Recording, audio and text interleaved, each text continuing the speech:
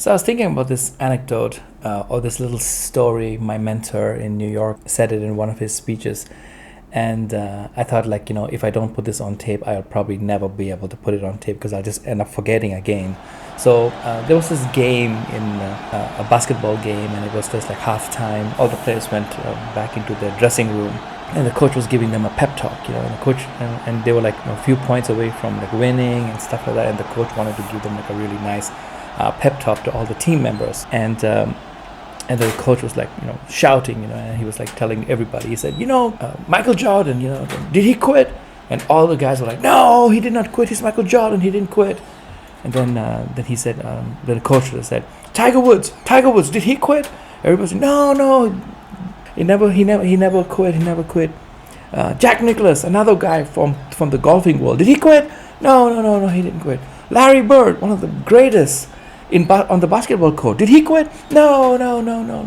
And then suddenly the coach like says, Alan McClaster, did he quit? And then there was like pin drop silence in the dressing room. And then just one player in the backside, like raised his hand and said, Coach, I'm sorry, who's Alan McClaster? And the coach shouted, that's right, you don't know him, because you know what? Because he quit.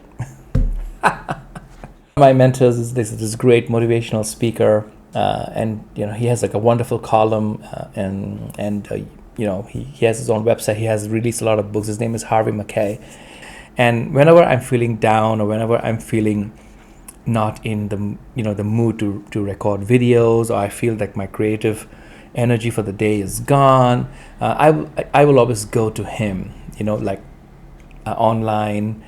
Because I'm on the email newsletter also, so I get all these emails and I will read, and it will always pick me up. It'll always be like, okay, I mean, now I can work. I caught myself looking at my journal.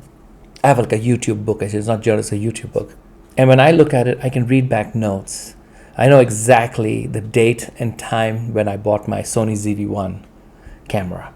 I also know when I bought my other gears. I don't have a lot of gear, but I know that these are the times I bought it, and I tell myself these are some metrics. Like that means, okay, it's been 1 year, a little bit more than 1 year since you have your Sony ZV-1. How's it going?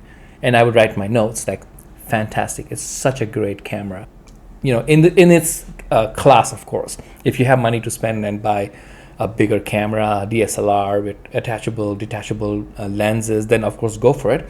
But under the $1,000 cinema quality type of camera, the ZV-1 is just really. I'm shooting on a ZV-1 right now. Don't give up on dreams. No matter what you do, write it down. But do write it down and refer to it again and again. Now I said write it down.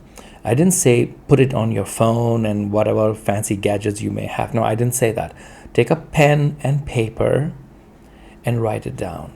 Because something happens that when you hold a pen and you write it on paper, there is something going on in the back of your head that reinforces certain types of wiring, which is not exactly achievable if you did that on a phone. So you should try it out. It really works. I've been doing it for many, many years now. And in my YouTube book, like whenever I see something on YouTube, like some information, some data that seems to be very relevant, interesting, I jot it down because, I never know which video I saw, who was talking about it and stuff like that. So I try to jot things down so that way I have the information at the ready.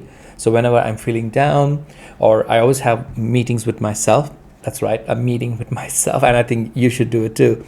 It's a lot of fun. Just get yourself like some nice cup of coffee or something and have a meeting with yourself. And I would take out my book, pen, and I'll write some notes, and I'll tell myself, okay, what's going on? Where are you? What videos are you working on? Anything that is very exciting? How many videos did you post last week?